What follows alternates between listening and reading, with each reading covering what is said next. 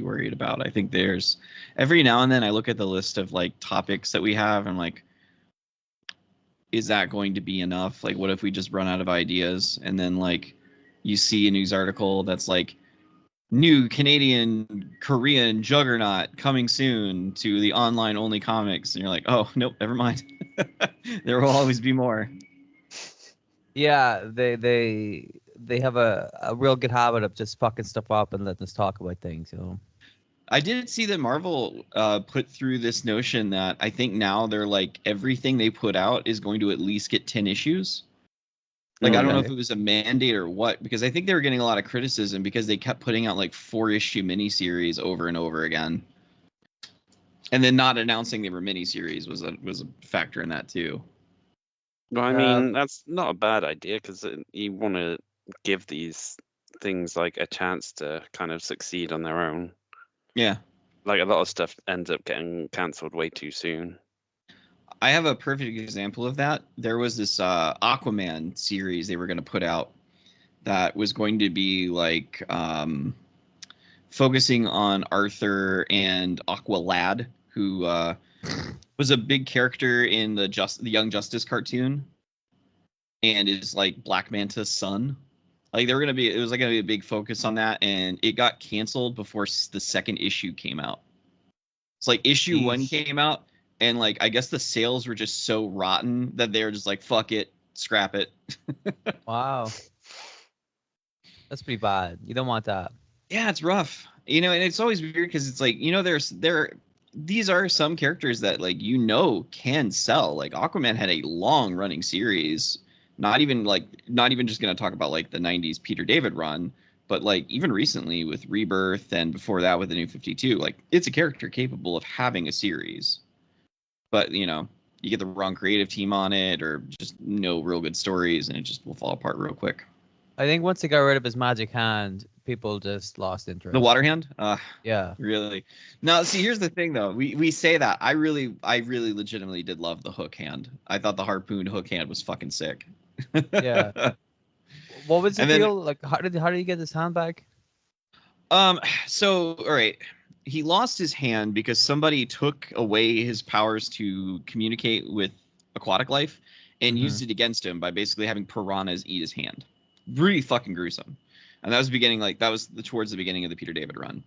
So then he gets the harpoon hand, and then he meets the lady in the lake from your end of the world, who bestows upon him the waters from the mystical lake that gives him the ability to control it. So that's his water hand. And then he fucking died. He got turned into the weird underwater Lovecraftian monster man. And when he got killed in that form and they resurrected him in the at the end of the Blackest Night storyline, he just had his hands again. Cowards. Yeah, he got it back via resurrection, essentially, which is how they de-aged Captain Boomerang. Because when Captain Boomerang was killed, he was like a fat, balding, like joke of a character, and then when they resurrected him, he was young and he had hair again. You know, that magic hand where they changed it and retconned it, kind of like we accidentally stumbled into like a really good intro for this episode. We did. That worked out brilliantly, didn't it? That ties in perfectly to what we're going to be talking about today on today's episode of the show that we do. Yeah. So, hello everyone. Welcome to the Smark Avengers. I'm Corey, and with me are Dylan and John.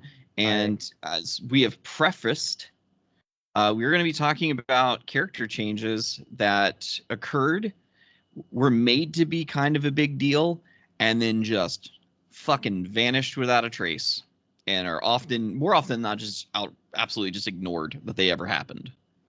With that being said, the thing that we're going to be doing today is each of us have gone through the annals of comic book history and found examples of an all different, brand new starting point, earth-shattering change to a character or characters that ultimately was undone and never spoken of again and actually changed very little, if anything at all. Yep. I have like 5. Yeah, we And don't. when I started, I was worried I wasn't going to find any at all. And the more I started looking, the more my memory was getting refreshed. So that's what a lifetime of reading comics does to you. Yep, it's a good time. So, John, you said you had like 4 or 5? Yeah, they're mostly Spider-Man related as well. I had a So- feeling it might be. Yeah. Because like Spider-Man is that character that has had a lot of those. Mm-hmm. Dylan, what about you? I had 4, and I just thought of one while we were talking, so I wrote it down real quick. Brilliant. So I might have 5. I have one Spider-Man one, and the rest are all X-Men. So John might Cool. be using the one that I came up with Spider-Man. Yeah. I've got 3 DC and 2 Marvel. Okay. None of them I- Spider-Man related, and only one of them vaguely X-Men related.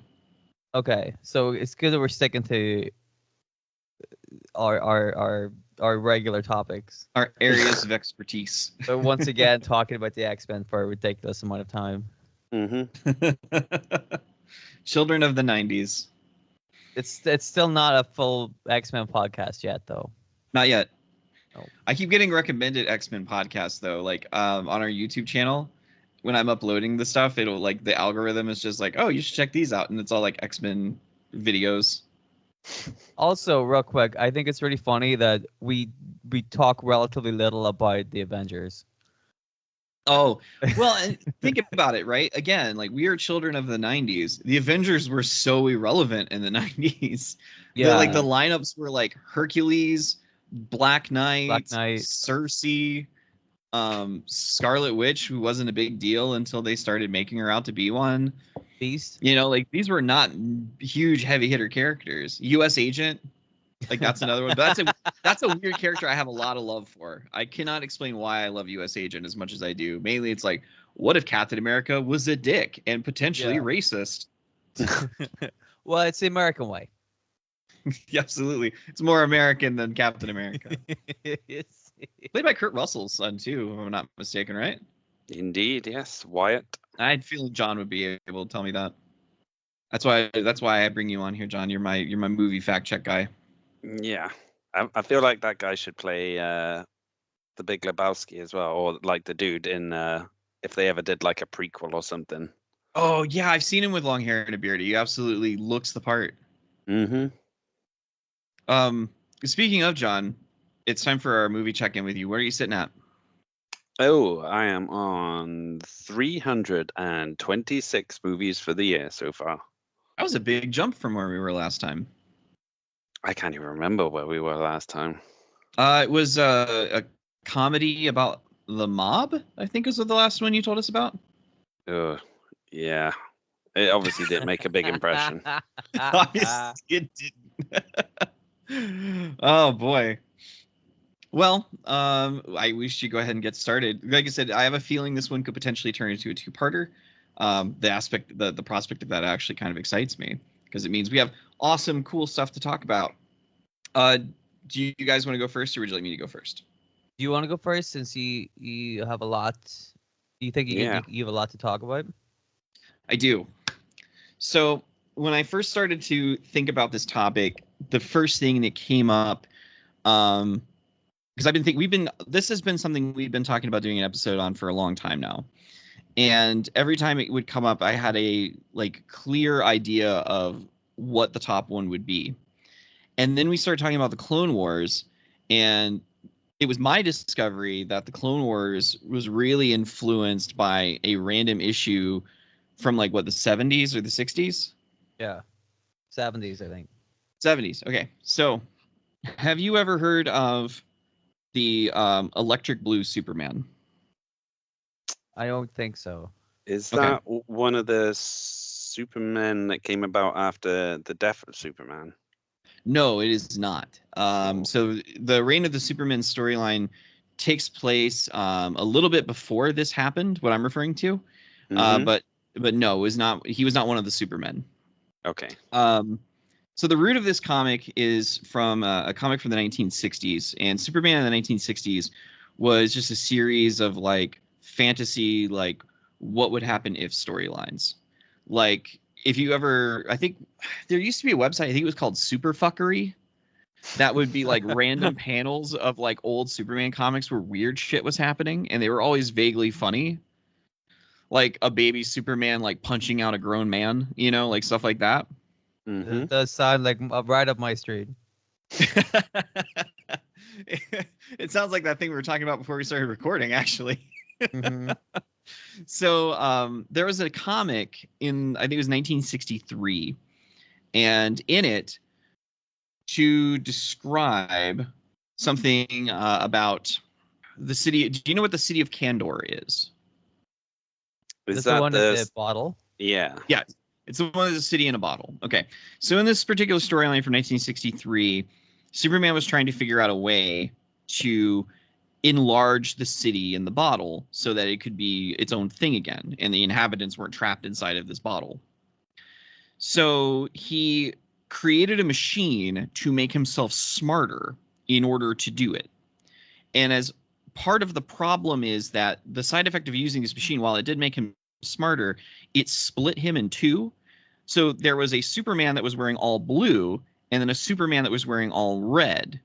And they were Superman red and blue. And in the comic, like they save Kandor, and Superman red marries Lois Lane, and they go to live on Kandor and have a family. And then Superman Blue stays on Earth with his old high school sweetheart Lana Lang, and they get married and have a family. And it was just, you know, isn't that a quirky little thing to happen in a comic book? Superman split in two.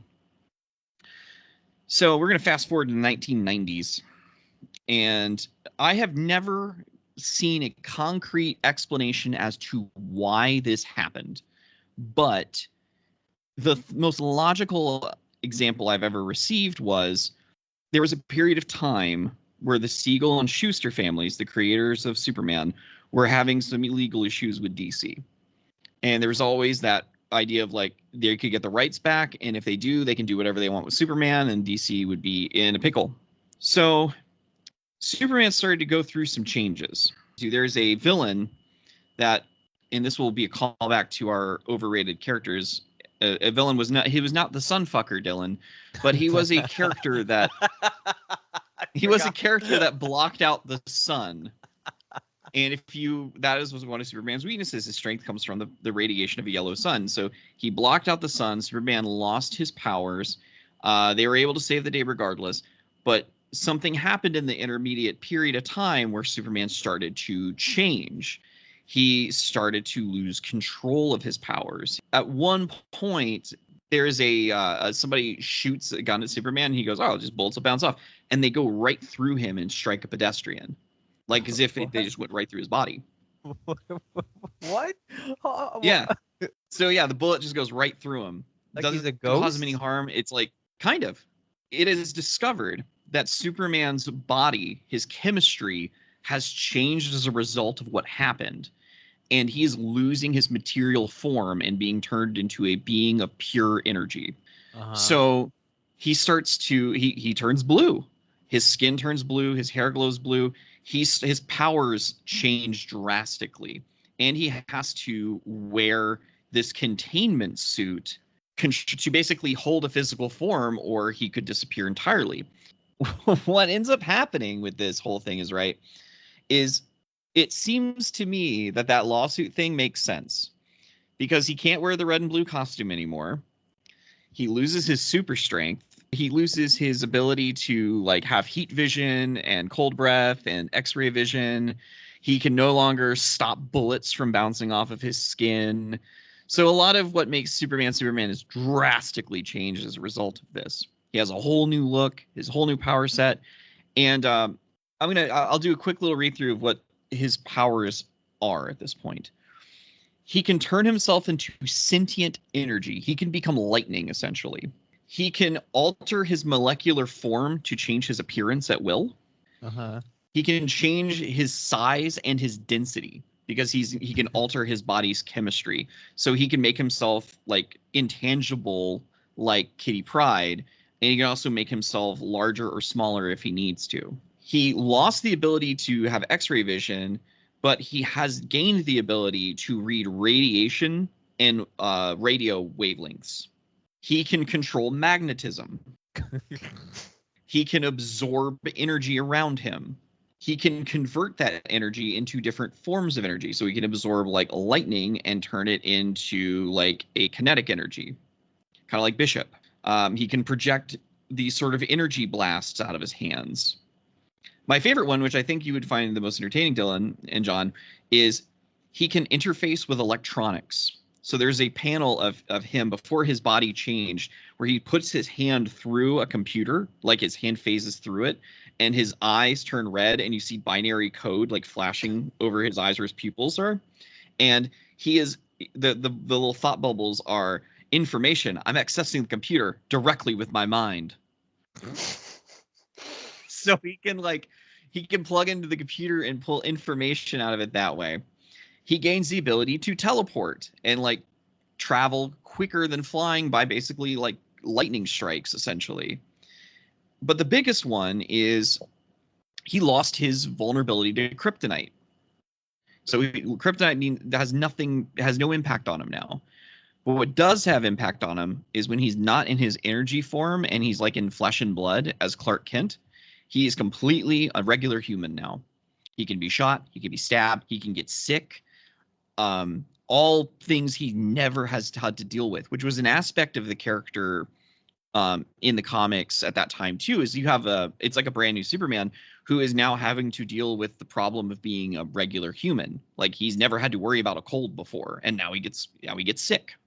That the whole losing the weakness to kryptonite also lends a lot of credence to the idea of like this was DC trying to get around a potential lawsuit if it were to go that direction of like it's still Superman, it's still Clark Kent, but a completely different like look and power set.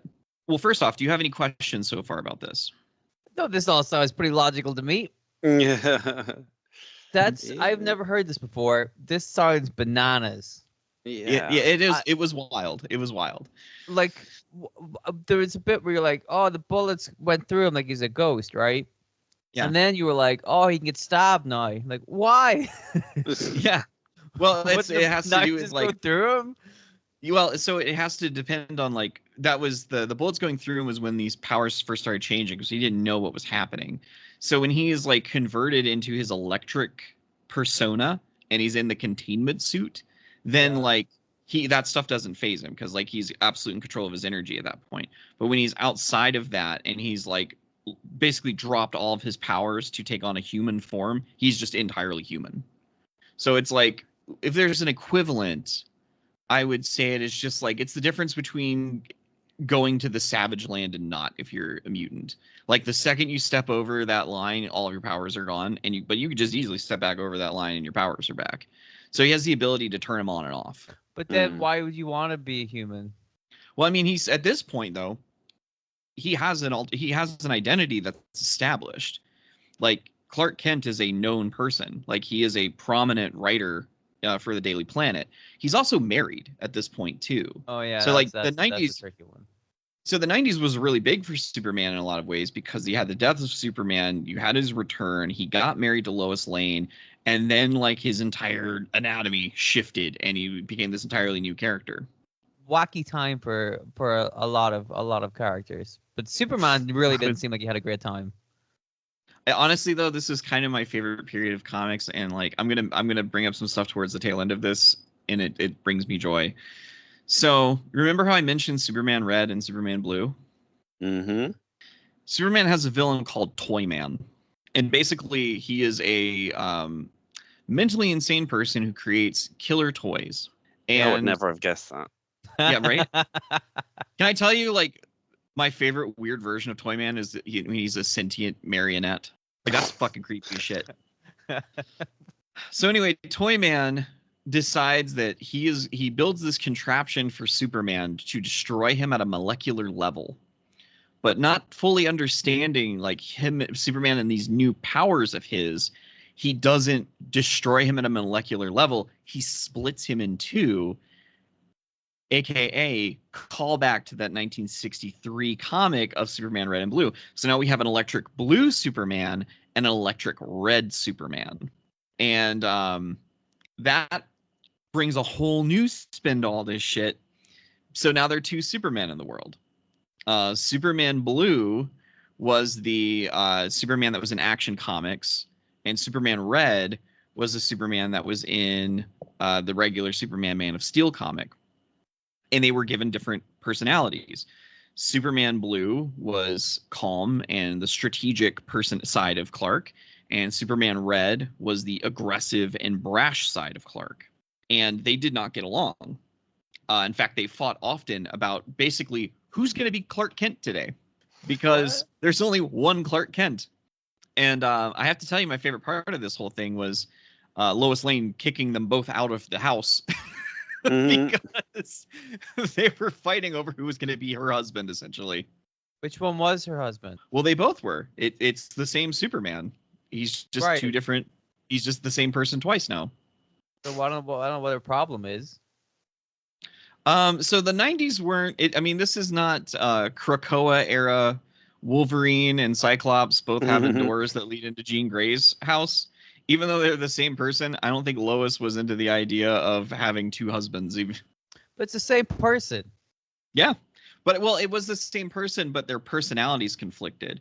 So it's kind of like, so let's say that, like, John has his calm, rational, peaceful side, and his erratic, mentally unstable, genocidal, homicidal, suicidal, Sabu side of his personality. Yep. And they coexist in the John form that we know and love right now. Right. But say that, Dylan, you have built a creation that would destroy John on a molecular level, but instead it separates these two sides of the personality. It's still John. It's just the two different sides of John that we see merged together as two entirely different individuals that are going unchecked from that other side.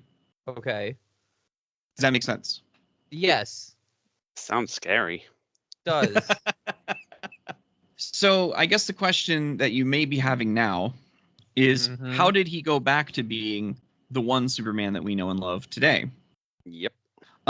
This is the one big criticism about this whole thing. It kind of just got hand-waved.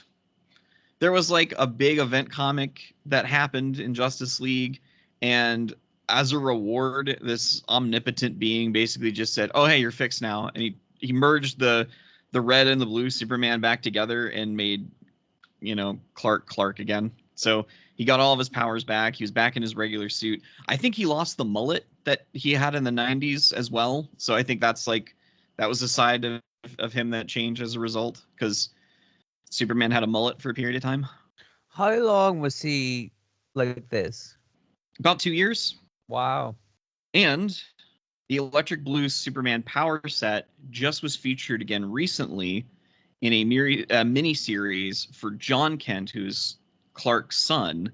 He lost control of his powers, and for this 6-issue run, he was dealing with the Blue Superman powers. This all seems very complicated. So this has never sort of been referenced again since it all got hand waved away.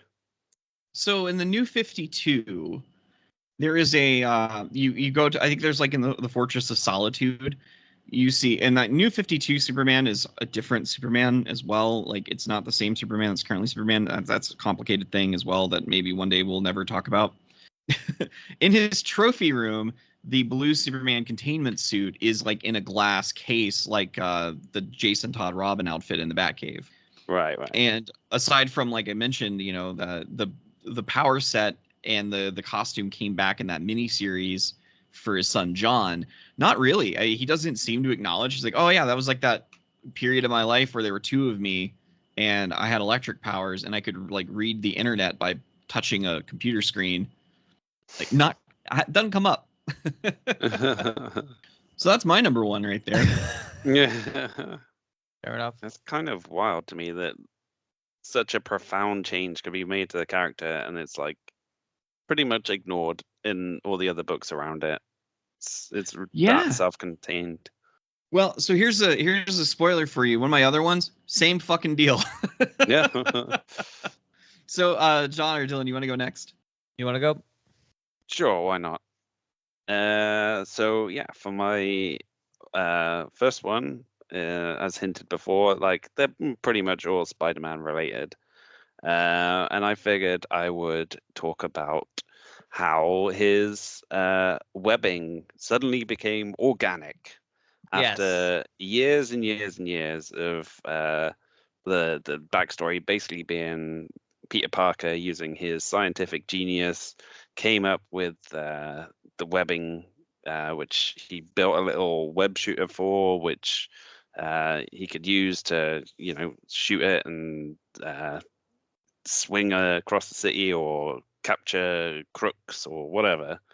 But then, yeah, like I guess Sam Raimi's Spider-Man movie came out in I want to say 2001, 2002, something like that. Yeah. And obviously that was the big change that they went with in that movie was having an organic web shooting ability where it was produced by his body. And yeah, so at the time there was like a mandate that obviously came down and said, well, we want to align with what's going on in the movies and make it more familiar for potential new comic readers. So they did this storyline with The Other, which was sort of coming in the aftermath of Spider-Man sort of embracing more of a like um, symbolic nature of like being a spider totem and like there being like different totems for different animals and stuff like that. And like all this stuff about the web of life and which is something that's kind of been a big part of all the various Spider-Verse stuff that they've done since then. Um, and yeah, basically he went to stop this villain called the Queen, who invades New York, and she's got all these like sort of powers which allow her to manipulate insects, and like she has telepathy and like super strength and all this kind of stuff. And she basically wants Spider-Man so that they can mate and she can create like a new race of super spiders or something. It's pretty unclear. Yeah, right. But she basically turns Spider-Man into like a giant spider, at which point, Like you do. yeah, he dies from the transformation because it's too shocking for his body to handle. Um, I would hope which so. makes Yeah. sense when you think about it. absolutely. Now my skeleton's on the outside. Yes. I would not do well with this. But as it's comics, like no one stays dead forever, and he like the human Spider-Man or Peter Parker like emerges from the husk of the spider's corpse, and all of a sudden he's got this new ability to produce webbing, and that was basically the status quo for a few years until the One More Day arc sort of came around, where that was where they sort of did kind of a big reboot of things. It was sort of in the aftermath of Aunt May getting shot and like Peter basically willing to do anything to try and save her. And he eventually made the deal with Mephisto, and that cost him and Mary Jane their marriage and all that kind of stuff. But yeah, basically without any sort of real explanation, once one more day kicked in, he was back to using mechanical web shooters again, and there's like no explanation, just there it is. Now, if I could ask, from your personal opinion, as the three of us no doubt are very familiar with Mephisto and the ways that he goes about doing his business, do you think that he tacked the "I'm going to get rid of your weird, gross, glandular thing of being able to shoot your own webbing" as like a side, like as an add-on to the deal? Or do you think Peter kind of asked for that too? I would like to think that Peter asked for it, because maybe he was a bit freaked out about spewing all this sticky stuff all over the place. But yeah, I don't know. It's a weird one. It's a weird Well, one that has never really come up again since it happened. So I have so many thoughts on this. One, the big one, Marvel really does irritate me with their insistence on trying to make their comics line up with the movies, because I feel like there has been no concrete statistical evidence to that have shown that the people will read the comics after seeing the movies or TV shows. Like it's Right. not a negligible number, but Mm. it's not a massive enough number that you need to completely fuck up your creators by forcing them to editorialize these pieces. Right. yeah, Like, I think the most glaring one that I can think of, and this is not a point against Bendis on this one, this is actually a weird point for him. When they put out a new Guardians of the Galaxy comic after the movies came out, they tied the Peter Quill character more to what his comics origin originally was, which was he is the son of Jason of Spartax, and that his father was actually like a cruel dictator over this entire world, and like an emperor essentially. Mm. And Peter like had this like kind of armor and stuff on that was more akin to what his original appearance looked like in the 70s. And then the movie came out and they completely changed the character's stuff, where I think the Jason of Spartax stuff was like phased out gradually, and then they got rid of all of his armor and gave him the red trench coat and everything. So like Marvel does shit like that, and it's so weird to me that they do. Not that DC is immune to it either, because suddenly when Jason Momoa was playing Aquaman, despite Aquaman still being a white man with blonde hair and a blonde beard, he got covered in sick ass tribal tattoos, Mhm. which felt a little weird. Felt a little cultural appropriation-y. Yep. So I mean that all of that aside, it's always been weird to me that Marvel insists on that a good bit, actually.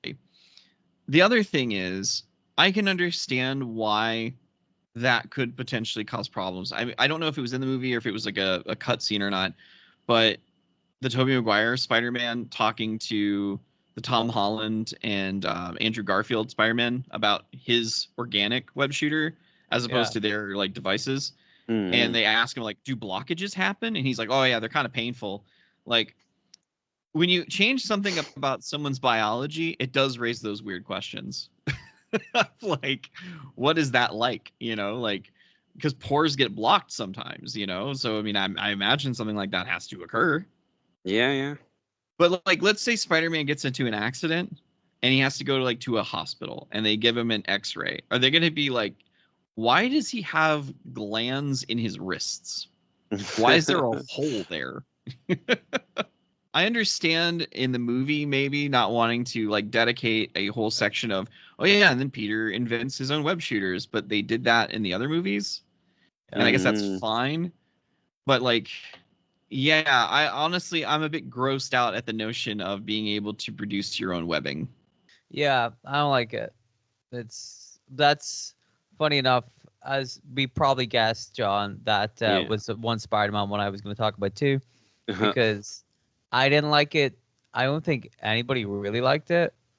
No.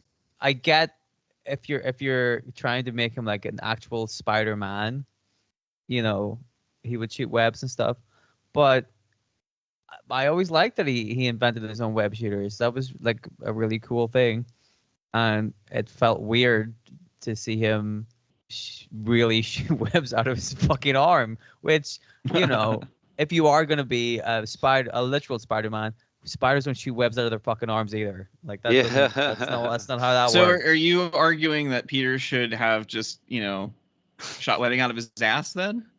Wouldn't that be a better comic? We'll throw that on there with Baby Juggernaut. Yeah. Okay. It's just a weird level of body horror. Mm-hmm. And the thing is as well, like a big part of the early comics and like the animated show as well was like Spider-Man would, run out of web fluid, and then that's how criminals and stuff will get away, and or he like find himself in a bit of danger because he hasn't got like the right web fluid to be able to fight them or whatever. And that's like a big part of the comics and everything. So like doing I've not read I've not read Spider-Man in a while. Is that something that still happens in the comics? Are there issues that come up with like, oh, I don't have enough, ammo, essentially? To be honest, I haven't read a Spider-Man comic which has had that happen in a long time. Okay. Like maybe it does still, but like I'm sort of only halfway through the latest run. So okay. Yeah. But it has been a long time since I've seen anything like that. Dylan, what do you got? Okay. Do you remember the time that Juggernaut was a baby? I do. It was crazy, and they never talk about it anymore. If you read an X-Men comic, they won't even mention. Some people at X-Men pretend it didn't even happen. You talk to them. You ever at a panel and there's an X-Men writer on it? Ask them about the time that Juggernaut was a baby, and they won't know what you're talking about. Mm-hmm. So this is bullshit trying to retcon history. But if we don't want to talk about that, we can talk about something else. Whenever this topic came up, the one thing that I thought of immediately was Jubilee being a vampire. Oh yeah. Mm-hmm. Because I heard about this. I assume everybody, when they heard about this, had the same question, which was just what? Yeah. And then possibly a second question, which was why. It seems like such a weird. First of all, I don't know why Marvel were like, we got to do a Dracula X-Men crossover. We got to get Dracula into the X-Men, guys. It's just the only way to keep this character relevant to the kids. It doesn't make any sense. Do you guys know how Jubilee became a vampire? I don't remember. Okay. I vaguely remember, wasn't she depowered at the time? Like she'd lost her powers during the decimation. Yeah. I can tell you she did, because she was one of the characters in the New Warriors comic where it was all former mutants who had tech stuff to help them. Yes, she was. Now, you're two very intelligent men. You probably know how people become vampires, right? Mm-hmm. You're familiar with the lore of vampirism. Typically, to become a vampire, you get bitten by a vampire. Yes. Right? They Marvel, because they're clever. They're like, no, we're bringing vampires into this, but we need to do something different, something unique, something really clever. So Jubilee doesn't get bitten by a vampire, which all the other vampires did to become vampires. Do you guys want to hazard a guess real quick? I think I have an idea, but I have a feeling I'm wrong too. Okay. John, do you want to take a stab first? I mean, magic. All right. So my guess has to do with the X-Men's weird use of like how blood works. Because I remember they discovered Angel had healing powers in his blood, and they would just give people blood transfusions from Angel, and it would heal them. And I thought that was really gross and kind of weird. Did she get her powers from a blood transfusion with a vampire? You were both incorrect. Damn it. Okay. So Jubilee is out in the street somewhere. I think she's like at a coffee shop or something. And then man explodes, and the man's blood, like you do. Some of the blood lands on her, and then she's a vampire. Wait, lands on her, not in her, on her. Yeah. Because the way you set up with the coffee shop, I was like, oh, landed in the coffee, she drank the coffee, and now she's a vampire via coffee. But no, if she just got like a fucking Brood-esque bloodbath. Yeah. As far as I know, this is what happened. Oh, wow. Makes sense, doesn't it? Sure. So a man explodes. I assume that man is a vampire, but also vampire, like, because it's during the day, so he like explodes. But like, that's not how vampires work either. They don't explode in sunlight. That doesn't happen. So there was some kind of virus in this man and his explosion spread the virus to the people that were in the square or in the town that he was in the vicinity. And Jubilee was one of the people. I don't know specifically if the blood that landed on her gave her the vampirism. It could have been some, it was a virus. I'm like, okay, that's, again, I don't think that's how viruses work. I don't think how any of this is how it works. But it ended with Jubilee becoming a vampire. So what would you do with Jubilee as a vampire? Nothing, because what the fuck, right?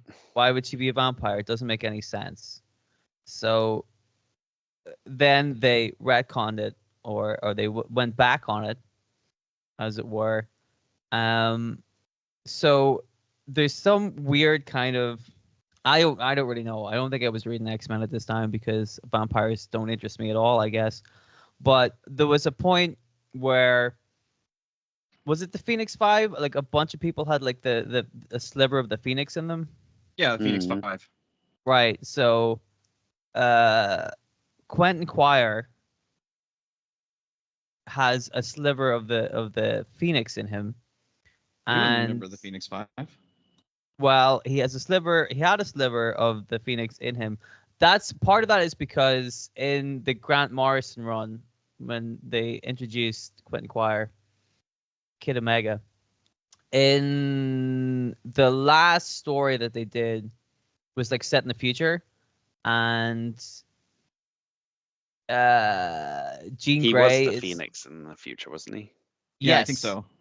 Jean Grey goes to the White Hot Room, and Quentin Quire is there. He's in it, which hints that he either was the Phoenix or had been the Phoenix at some point, because the rule used to be you were attached to the Phoenix to get into that room. So he obviously has some kind of ties to the Phoenix. He had a sliver of the Phoenix in him, and he sacrifices his sliver of the Phoenix to put it into Jubilee to save her from like a fight that they were having with somebody else. And when he did that, it also cured her of her vampirism and also made her a mutant again. Because once again, why not? That's not how this shit works. Yeah. So like this whole run was just like completely pointless. It didn't make any sense. It just showed an awful lot of holes in like their own logic. You know what I mean? Like, do you know if she had the baby while she was a vampire? I'm pretty sure she did, yeah. Yeah, she has a baby. It's not her baby, but it's a baby she's adopted. Yes. Mm-hmm. She did. Yes, she was. This was because I keep waiting for that baby to disappear one of these days, to be frank. Yep, we're gonna be talking about that. I would have thought it would have disappeared during Krakoa, but no, they took it. She was part of her, and she was with Excalibur. We'll be talking about that baby in a future episode of things that didn't stick, I imagine. Baby Avengers. Baby Avengers. And who are they gonna fight? Baby Juggernaut. They're gonna fight the Baby Juggernaut. It all makes sense. It all comes back. See, it's a really good idea. We should get on it. Can we? If we ever make merchandise for the show, can we just make a baby? You know what we could do instead of like who could Baby Juggernaut team up with? Because remember, Juggernaut always was teamed up with Black Tom Cassidy.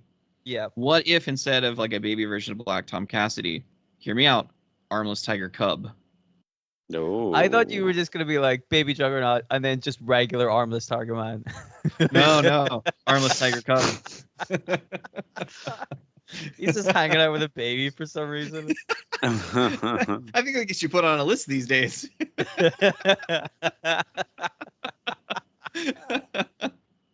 So to bring it back around, there was this period of time I think that happened in also where like they were obsessed with putting the X-Men with like the supernatural stuff, because was that also around the time of what was it, Necrotia? Where the Black Queen, was it Selene? Yeah. She raised a bunch of zombies to attack the X-Men. Because like why? I feel like that was around the same kind of time. It's silly, zombies and werewolves. Like, what are we doing? You know. Well, you're gonna mention werewolves. I remember Ronnie from the New Mutants and her child that she had with the Asgardian god of wolves. So I mean, yeah, werewolves are in there too. Well, yeah, there's been werewolves, I guess. But So no, yeah, Jubilee was a character. Jubilee kind of suffered the same fate that most of like sidekick characters did in the that were like you introduce a sidekick character in the 90s, and then as time goes by, you reintroduce the person that was around before them, and then that new character that you invested time in kind of gets put on the sidelines. Jubilee was around a lot in the 90s, and then as we moved out of the 90s, that's around the time Kitty Pryde started to get featured more prominently again, and she was the Jubilee before Jubilee, so they had to do something with her. Take away her powers, turn into a vampire, make her not a vampire, and give her powers back. and give her a kid. Give her a kid to take care of too. It was strange because all of the characters in the 90s TV show stuck around a lot in the comics because they had such recognition. Like they were so popular because of that cartoon. Like that got a lot. Like whatever that lineup was, like that's what a lot of people think of as like classic X-Men.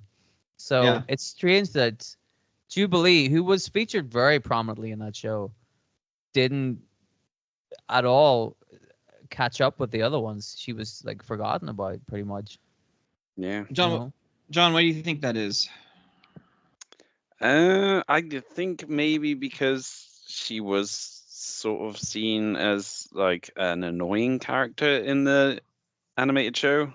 Yeah. Like if I was going to compare it to like Star Wars, she was sort of the Jar Jar Binks, where it was like sort of geared towards a younger audience maybe, and she was supposed to be like, I don't know, like the cool one that we could relate to, but instead she just ended up becoming the annoying little bratty one who shot fireworks, and that was it.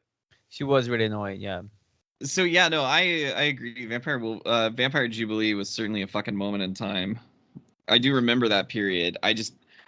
To show how little it mattered. I don't even remember them making a big deal when they fixed her. You know? No, just happened. Because if you had told me, I would have assumed it was like how they fixed Chamber, where they had like there was like a couple of issues where time got broken and they got put into a different reality, and then when they shifted back, Chamber just had all of his powers and stuff again. Yeah, it's just Yeah. there it is.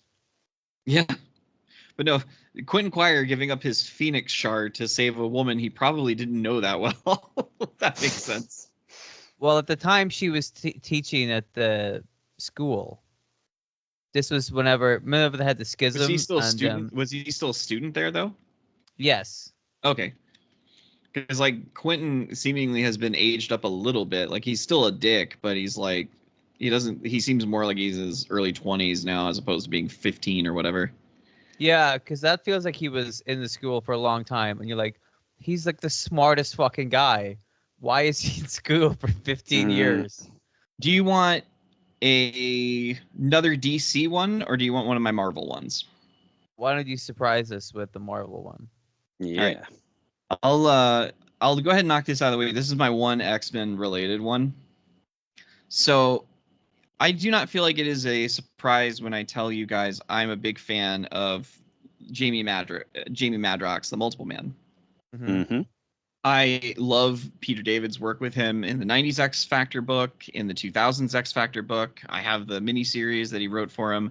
I even read the terrible miniseries they made for him to explain how he's alive again. I just really love that fucking character because there's just something about that power set and the way they've used it over the years and how unique it is. The thing that this is about, it's not been retconned or fixed, it's just been kind of ignored. So Jamie Madrox was a character that came out in the 1960s, and he was a surprise like villain of the week for the Fantastic Four. Madrox the Multiple Man, as he was billed as. So, as the name would suggest, Jamie has the ability to create duplicates of himself. And as the years have gone by, the duplicates have gotten a little weirder and a little more interesting. But the Fantastic Four basically find him, and after the classic Marvel misunderstanding fight, things are cool. So at the time, Jamie was wearing this containment suit because any sort of kinetic impact would create a duplicate. So like if he like stubbed his toe on something, duplicate would pop out the side of him. So he couldn't control it without this suit that was kind of absorbing the impacts for him.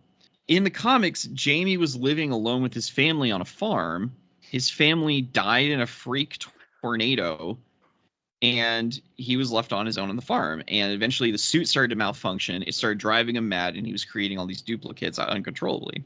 So eventually, Fantastic Four do it. They find out he's a mutant. Xavier comes in, says, hey, come with me. And that's how we get Madrox involved in the X world.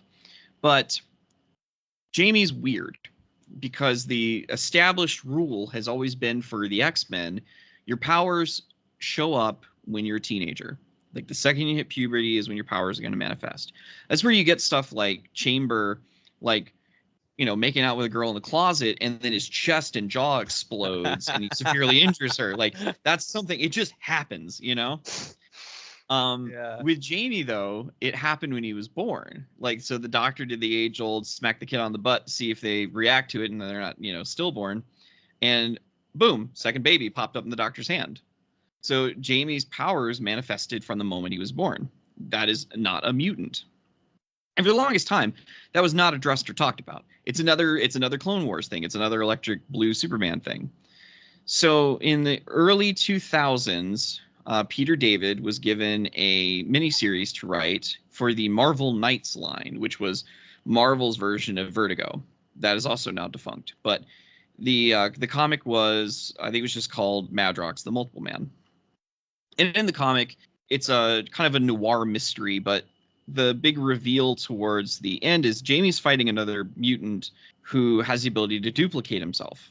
But in the midst of this fight, the mutant reveals that, he's not a mutant, and he's like, you don't even know what you are.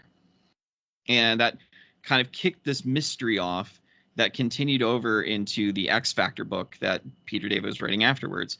And in it, it was revealed through the very first big bads of the run that Jamie Madrox is not a mutant. He is what's referred to as a changeling.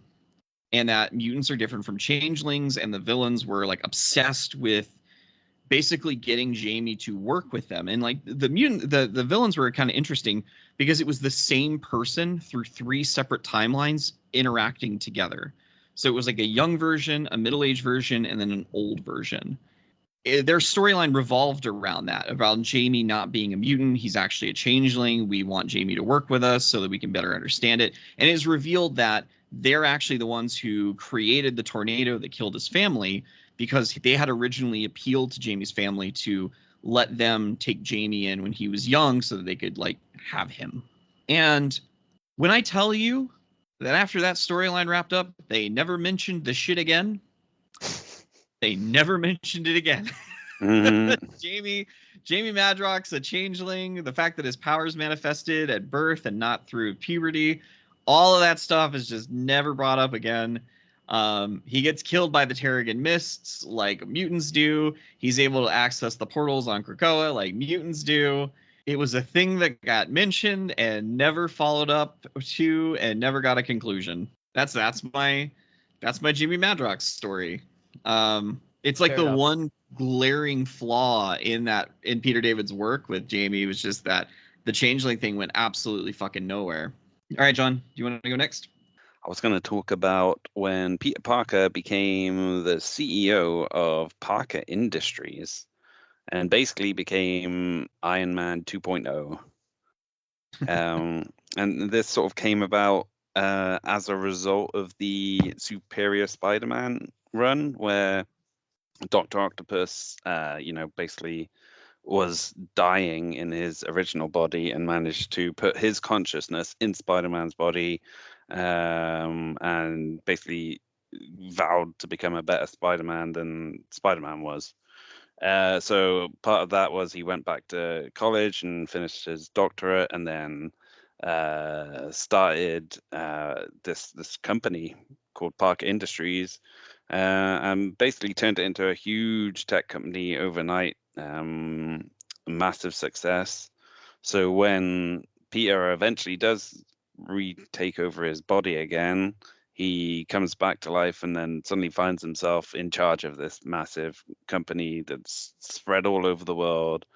And yeah, for a while that leads to some sort of like globe trotting adventures where he's off to the UK and China, and like putting all of this money and technology to good use, and it's as far removed as you can get really from the whole sort of friendly neighborhood Spider-Man origins.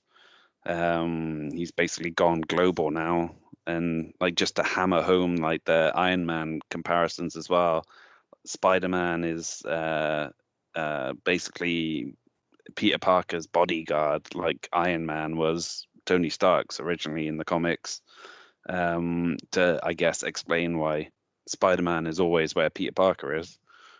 But yeah, this goes on for, I don't know how long in total, but like at least a year, maybe 2 years, until Peter basically has to burn the company down to the ground because like during the events of Secret Empire, Dr. Octopus was back again and a member of Hydra, and I think he was looking to basically take control of Parker Industries and use the technology that he helped sort of create to start the company.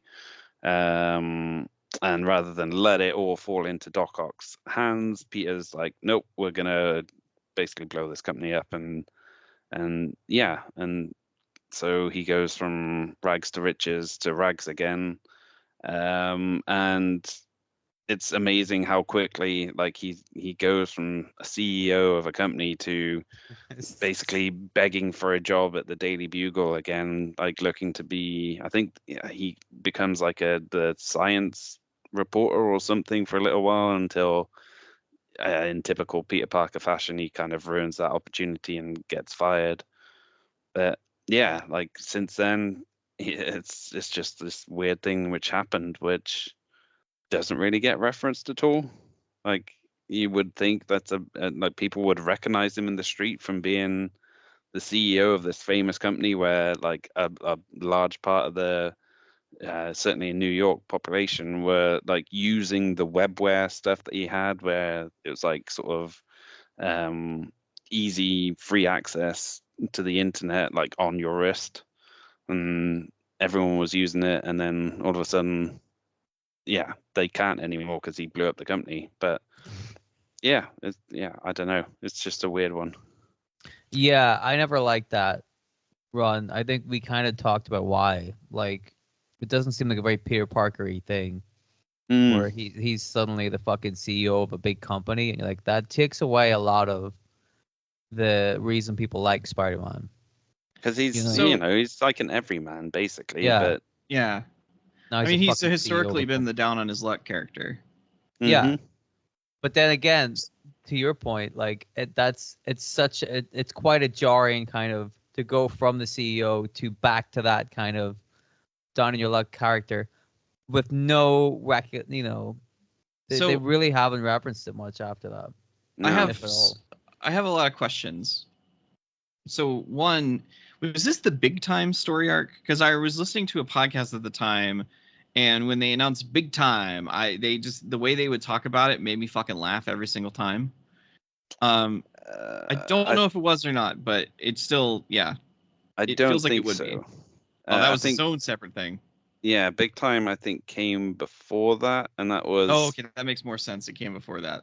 Yeah, that was, I believe, when he was becoming like a scientist at Horizon Labs, which was again like him trying to, I guess, like make good on his scientific know-how. Like you're talking about how his he was always smart. He created the web shooters and stuff like that, but he never really capitalized on it. Like the Horizon stuff was him putting those skills to good use, and they had like arcs where he would make like different spider suits or technology to help him beat the villain of the week, to kind of like play into that stuff. So that has only raised more questions. Yeah. One, this can be rapid fire. One, isn't Horizons the name of that company that had Ben Reilly act as Spider-Man while Peter was in a radiation coma? No, that was a different thing. Okay. Yeah, I can't remember what that company was called off the top of my head, but it wasn't Horizon. Okay. Cool. Question number 2. Not more of a statement. It takes a long time for corporations to like establish themselves and grow and be profitable. And how did Dr. Octopus accomplish that? And how long was he in control of Peter's body? Because like if Dr. Octopus could have done that, wouldn't he have already done that? Well, you'd think so, but I guess Dr. Yeah. Octopus had more interest in villainy than I'm start my own company. Yeah. Why like start your own company and wait for it to get off the ground when you can just like rob a bank? Yep. Yeah. Do you know how long it takes to become an LLC? A lot of time. Exactly. So it does seem like a bit of a jump in that regard of like that would have taken time to accomplish that. Was it ever remarked on if he was seen as a competitor from Tony Stark or well, I don't think Reed Richards did that shit like that, but definitely Stark did. I So. think Was it? I'm pretty sure they had some crossovers at some point where Does that have Tony anything Stark, to do with the Superior Iron Man story arc? I can't remember what period of the Iron Man comics this would have been, because there was a time sort of in the like I want to say the early 2010s when Stark International was like down on its luck, and he basically had to rebuild it from scratch. But then I don't know if that was around this time or, like you say, the Superior Iron Man, where as a result of the Access storyline, his personality got flipped around and he was even more sort of like egotistical and like money hungry than he was before. Yeah. But yeah, I can't remember for sure if that was the same period. Was this Dan Slott? Yes, it was. Like I guess you can say in terms of continuity, like at least he'd sort of built up to this point with the Horizons stuff and like Doctor Octopus trying to, be a superior Spider-Man, but a superior Peter Parker as well, and finishing his degree and trying to, do what Peter never could be bothered to do, I guess, or maybe he was too busy being Spider-Man to do stuff like that. But yeah, at least there was like a logical progression, even if it was like a big jump to get from starting your own company to being like, a massive company. Yeah. It's a strange one. But like you said, it just they totally forgot about it. Yeah. Straight up, just like whatever. Like he just went back to. That's the thing that really bums me out about Spider-Man sometimes is that big stuff happens, and then it gets resolved, and he just. It's like it never happened. He Mm-hmm. doesn't. He as a character, he just seems to go back to where he was before that big thing happened. Yeah, You know what I mean? Which is, I feel like that happens a lot in Spider-Man, which is frustrating, but it is what it is. Dylan, you got number 3. Or not number 3, number 2. Yeah. Okay. Well, I'm gonna say this is the one I thought of while we were talking on the show. So Okay. there's not a whole lot of research behind it, but Corey, you're gonna be able to help me out with this one. Cool. Do you remember? Because it relates to your last pick. Do you remember whenever Strong Guy was the Lord of Hell? Yes, I do. Oh, yes, I do remember when Strong Guy lost his soul. John, are you familiar with this? Vaguely, but I'm sure I've seen like it pop up in other books and be like, what the hell is Strong Guy doing there?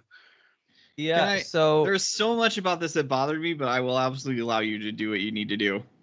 Well, I just wanted to talk, but like I said, I haven't done a whole lot of research for this one. So Okay. I reckon Corey's gonna be able to fill in a lot of the blanks, but yes, there was a point where Strong Guy died, and then he came back to life. But I can explain that. You want me to explain it? I can. Well, how he came back to life, I can do that. Okay, well, he came back to life and he lost his soul. Yes, I can tell you why that happened. Okay, let's do that. So in Peter David's X Factor, very early on, he introduced the character Layla Miller, which you guys, I don't know if you would be familiar with her or not. She did some crossover stuff. Yeah. So Layla's whole defining characteristic is she would constantly say, I'm Layla Miller and I know stuff. You know stuff. Yeah. So in there is she gets trapped in the Messiah Complex storyline. She gets trapped in an alternate future. And she eventually finds her way back to the regular present day as an older person. She's now like in her early 20s, maybe mid 20s, and starts a relationship with Jamie Madrox. Totally not weird at all that this girl that the last time Jamie saw her, she was maybe 16 years old. Now she's in her 20s and they're a couple. Nothing weird about that at all. That's cool. But Jamie got sent to the future where they got reunited. And he learns from her what her real mutant power was. Layla Miller, her power was not that she knew stuff. Through time travel and some fuckery, she implanted her memories into the child version of herself. So she always was, she basically created the loop so that she always knew what was going to happen because she had lived through it before. Layla Miller's real power was she could resurrect things. There was like a panel early on where you kind of saw that and for some foreshadowing. There was a dead butterfly, and people remark on this that she's just kind of playing with this dead butterfly, and then it eventually flies away. Layla has in the future the character Trevor Fitzroy is there, who is a very big villain, and he dies. And Layla, because she is stuck reliving reliving the things that she knows are going to happen, she uses her powers to resurrect her. He comes back without a soul. So that's the drawback to her power. She can resurrect people, but when they come back, they have lost their soul. So they go back to the present day. Strong Guy gets killed. Layla resurrects him, not because she wanted to, but she felt like she had to because of how important Guido was to everyone. And he comes back without a soul. Okay. Thank you for explaining that bit. The bit I really want to get explained, though, is the next bit where he is in hell. Like, I don't know how this happens, and then he becomes the Lord of Hell. He just runs hell, and then like he just comes back at some point. I don't know if they ever explain Strong Guy coming back, because you know what I mean. Like, first of all, he's alive. He's not dead, but he has no soul, right? So yeah. How does he get into hell if he's not dead? Okay. Right? So he lost his soul. Yes. And because of that, he basically has lost his empathy, and basically he became callous and more violent, and Mephisto recognized that. So Mephisto, second appearance from Mephisto in this episode so far, so good for him. What a coincidence. Right? Mephisto says, all right, you're with me now. I need to fight against the other Hell Lords in order to keep my spot. And in the resuming and like a bunch of other shit that happens, Monet, who he revealed to having a crush on early on in the run and had gone on a date with, she ends up dying. And Guido kills Ronnie's son, Tyr, who's a little wolf boy. And that results in him being a supreme ruler in hell and to get the power to revive her. Because there's something about Tyr's birth and him being half Norse god and half mutant that made him like important to hell. So right. Yeah. So he basically gets hell powers, and that's how they wrote Strong Guy out of the book. Towards the end of the X Factor book, Peter was like gradually getting endings to characters and having them drop out of the book until the very end, where it was just Jamie and Layla. So that was how they got Guido out of there, and that's when I last saw it. Now I looked this up to refresh myself on it, and it looks like there was some stuff that happened in the Thunderbolts book that Red Hulk was the leader of, that Guido, being the Lord of Hell, came up again. Right, but then how does that resolve? Like, because he comes back. He's back on Earth. Yeah, so it looks like, and this is from the Marvel database, Dylan. Okay. At some point, Guido's soul was restored with help from magic. One sentence. There you go. Magic. You know what? No, magic with a K. This is the Colossus' little Oh, sister. okay. That's it. I mean, So- it is with help of magic, I guess. Really. Yeah. I was going to say I wondered if your thing when you mentioned Strong Guy was how they got rid of his little tuft of hair, because that really bothered me as well. Yeah, that's just defining. Yeah, little Period. sunglasses, tuft of hair. Tiny sunglasses. Yeah. Yeah. And they gave him big sunglasses and no hair. That's not cool. So It's I not have the a same. question. Was Strong Guy the ruler of hell before Puck was ruler of hell? Because that happened as well. Puck was ruler Puck of hell. became the ruler of hell? Yeah. There was a How point easy where is it to be the fucking ruler of hell? Well, last bet- time I checked, the ruler of hell was Johnny Blaze, so it's a revolving door. It's a tough gig, you know. They're letting anybody give it a go. You know, You like, got to like be a little more strict on who gets to be a ruler of hell. it's tough to like, oh, I don't want to do it anymore. Anybody, you know, whenever you're in the job, you just want to get out. You don't care who your replacement is. You're like, anybody, you can take it. Just, I gotta get out of here. Mm-hmm. You know, would you want to do it? I don't think so. I Seems like mean, a lot. What are the perks? It's really warm. Good dental. I'm out.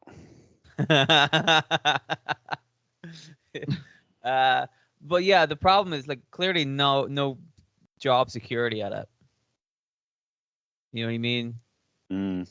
You can't retire on it. I don't think you could be out the door the next day, especially if Puck can take your job. You know what I mean? know. Yeah, That's and pretty just funny. for those who are listening to this who have no idea who Puck is, All right. Puck is a member of a team called Alpha Flight from Canada, whose Yep. power seems to just being really small and durable, I guess is the best way to describe it. Yeah, sounds Yeah. about right. Very He's small. like a hot 3 feet tall. He's a Yeah. little dude. Yeah. He's a little dude. Well, in hell, he's a big deal though. Yeah. So also he died and went to hell. what? Mhm. What are these guys doing where they're going to hell? I mean, it's comic books. Everybody dies and comes back at least once or twice. Yeah, but like they don't go to hell. There's another place to go, right? Yeah. It's not. He wants to well, go where someplace where everybody knows his name. Yeah, Boston. Boston. All right. Well, it looks like this is going to be our very first two-parter, which is exciting because I still have like 3 more to go, and we're at an hour and a half in. Yeah. So we're gonna do a little bit of time travel because we're gonna end the episode here, but then we're gonna immediately start recording the second half of this like right now. So pretend that a week has passed between. Well, no, you don't have to pretend. We're gonna pretend that a week has passed between. Yeah. You can these pretend too. episodes. You can pretend if you want. You'll just be 2 weeks ahead. It'll be really easy for you to pretend because it'll actually have happened. Yes. Yeah. So, in conclusion, Electric Blue Superman was a thing. Spider-Man had organic web shooters and his own company. Mm-hmm. Jamie Madrox may not be a mutant. Guido may not be a ruler in hell. And Jubilee was a vampire. Mm-hmm. So I think it's that's a pretty good way to sum it up. yeah. So tune in next time where we will talk about other things that you may not remember have happened. Yeah. Goodbye. Goodbye. Bye-bye.